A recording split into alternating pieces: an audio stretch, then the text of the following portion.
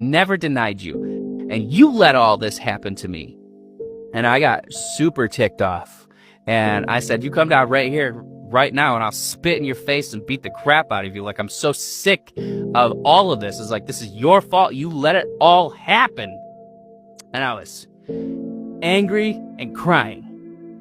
I was that mad. Like, if you ever been like so mad you're shaking and you're trying everything you can not to punch a hole through a wall or something.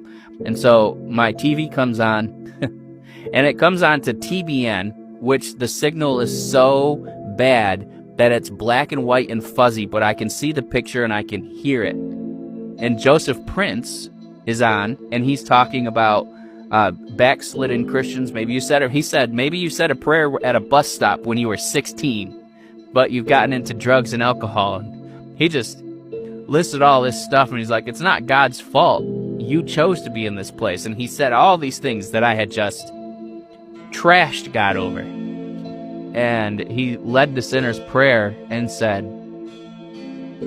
if you want to be Christian again, if you want to come back to him, it's not too late. You can say the sinner's prayer and welcome him into your heart and get connected with a local church. So I prayed.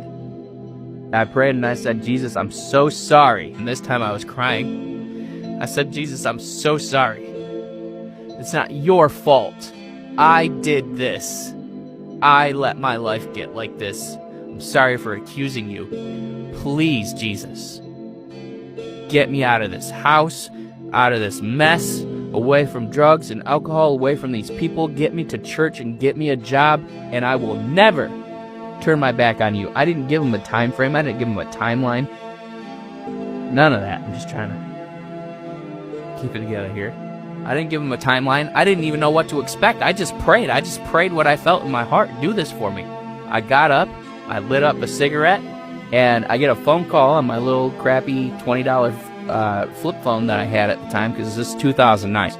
And my friend calls me and he says, I was driving around praying, because he's like really the only Christian I had in my life. He's like, I was driving around praying, and I felt like the Lord was saying that you need a place to stay.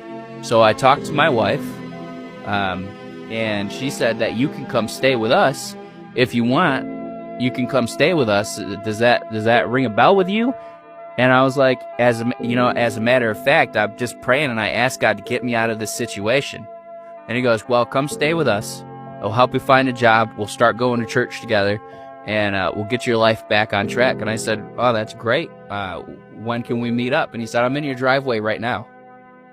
God told him 20 minutes.